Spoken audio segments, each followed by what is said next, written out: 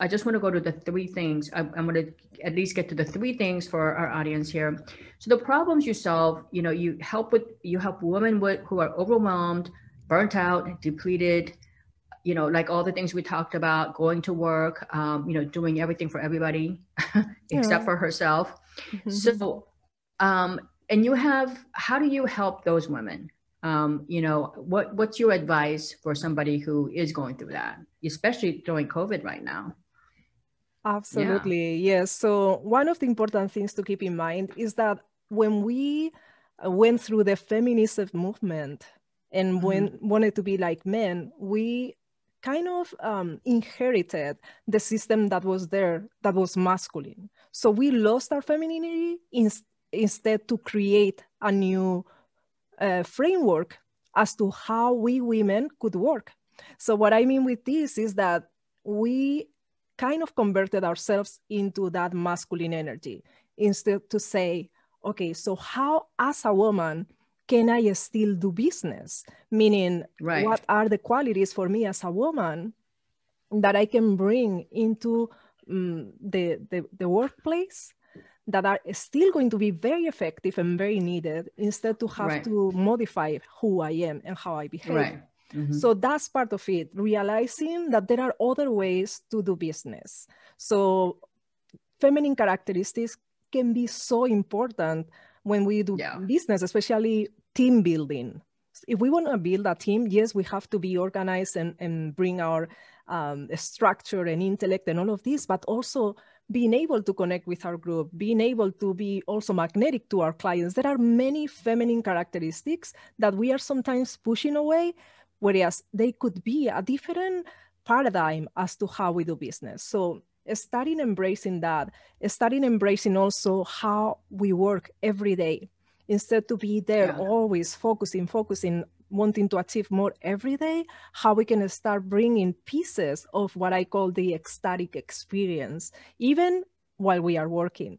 So start changing all of that. It's almost like patterns that we are holding because that's what there was. But we are now Yeah. reinventing this through this framework of divine sexuality. Actually, I think that's really interesting too. I didn't think about this until you just said it, but I do think that women that are extremely effective leaders now.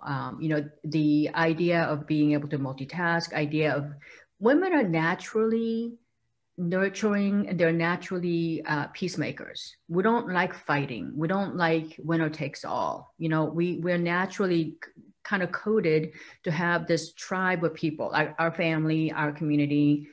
We want them, all of them, to be happy. So I think Yeah. when you go to workplace and you embrace who you are, and I do this a lot. I look for the win-win situation. So I'll say, you know what, I really don't want this, and I know you don't want this either, and I know we're this far apart. Can we meet halfway? What are the pieces I Mm. can give you?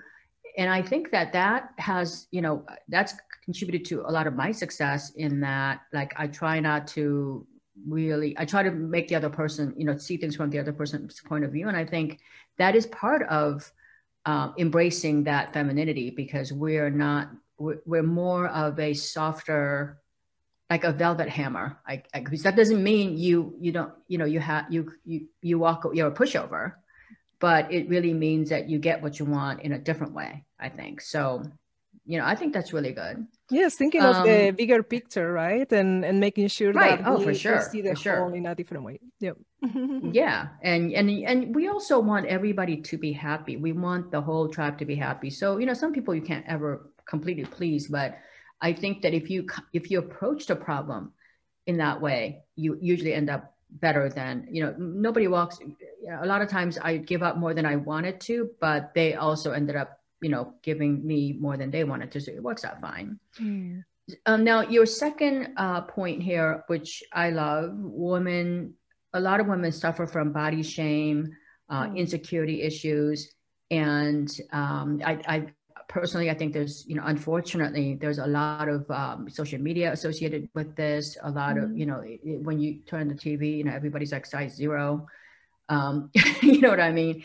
It's Mm. very subtle, but the idea of making sure that your own perceptions are not distorted because of this or influenced in such a way that that actually negatively impacts your everyday thinking.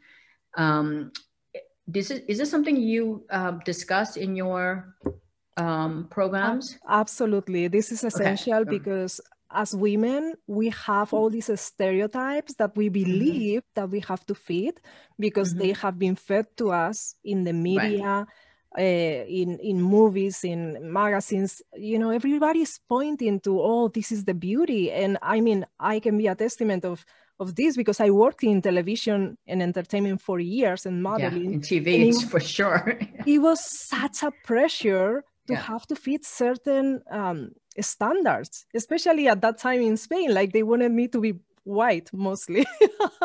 Wow. Wow. So no curly hair, it was a straight, and all these things that created all these limiting beliefs. And that's what happened to women. We start comparing ourselves to others when in reality, each of us have a unique beauty, and Right. men First, yeah, men yeah. don't necessarily like always the same. They like a specifically, you know, different For types of sure. Yeah. women. And it might not only be the physical. It might be, oh, this woman has a beautiful voice or moves gracefully or is good-hearted. So there are so many Right. things.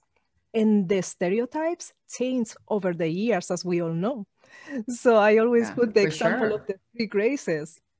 Like if we go and see the painting of the three graces, these are three women that are beautiful, but they have cellulite, they have their belly is a different Yeah. stereotype, and they're beautiful because at Right. that time that was beauty.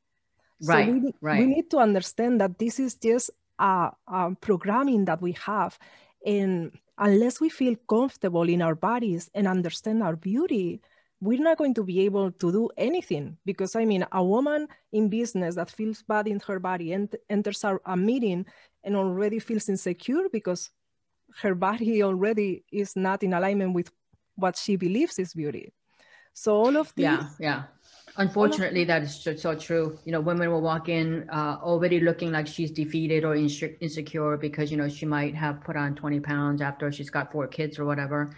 And you know, you're so right about our perception of beauty because for me, I mean, some of the women I've been so blessed to work with, I mean, they had some of the most magnetic personalities. Just, you know, they always like turned basically they just are the sunshine in somebody else's day all the time. And I'm more attracted to people who have that kind of, you know, magnetism about just bringing out the best in you. And I think that, you know, we just need to all embrace the different gifts and natural beauty that we were all born with. And you know, it's really a shame, and that's something unfortunately that is going to go on. And I think that teachers like you who try to heal and bring awareness that, you know, really all of us have our unique beauty that, you know, I do gemstones, and one of my favorite gemstones is jade. Because beautiful. jade, if you look at jade, it's a natural gemstone. It's not the most expensive thing in the world. It's a natural gemstone, and it gets its beauty from the imperfections. So, you know, it has these little grains, and I think those imperfections really gives us our uniqueness, our personality, our character. Because otherwise, every gemstone will look exactly the same, right? And it would just Absolutely. be a boring world. You know, what can I Right? say? Yeah, it's true. Hey, so I know that you have this program called Sisterhood, and I know it's like a live stream a couple times a month, and it's really inexpensive. I think it's like $100 or something. And what I was going to say is that especially in this time where we are, most of us women, you know, we've gone through really tough year. 2020 has been a very difficult year for the whole world. You know, Yeah. it's not just us, but especially I think it's been hard hit on women because we're the one that's, you know, sort of like the matriarch of the family. And, you know, I know in my family, I'm the one that's, you know, keeping track of my mom, my mother-in-law, you know, my kids, my husband. You know, I was never a big cook. You know, I didn't really love cooking before. and I still don't. But I've been doing a lot of cooking lately because that's the thing that I can trust, you know, that I can feed my family. So in this time when we are all worried and fearful about what's coming next, or fearful about if we're going to get COVID or not, all of this time, I think it's very easy for us to forget our femininity. It's easy for us to forget about us as women. You know, it's we spend all that time. So I think program like Sisterhood is very appropriate now for all women. You know, it's the time we can bond with other women, because you just don't know how many other women are out there that are going through the same thing, and it just makes you feel so great.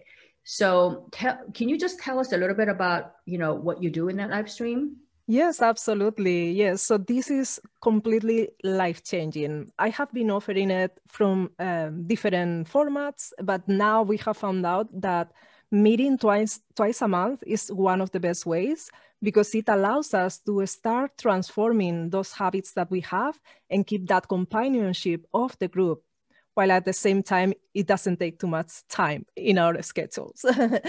So being able to meet, yeah, did you have a question?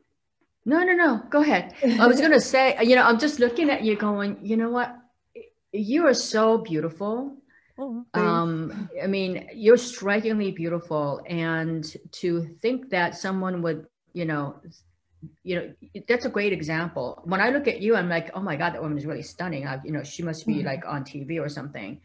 And yet, like, you know, this whole idea that, you know, you were kind of told how to look, and, you know, they want you to be white and all that. That's just like, it just kind of shocks me a little bit. So anyway, tell us about the Sisterhood. Yeah, so there's a community. Thank you. Where you can bond Yes. with other women. Yes. And So a place where we can really nurture our femininity.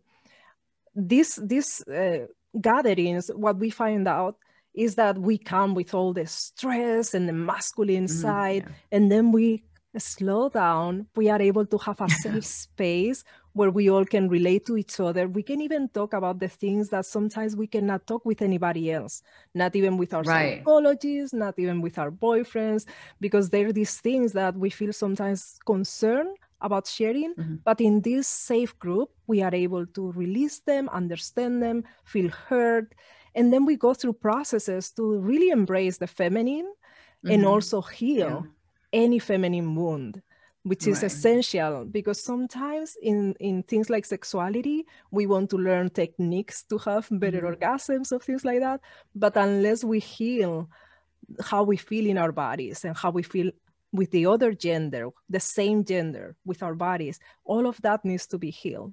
So we do all those processes so that month after month after month, you start seeing the transformation.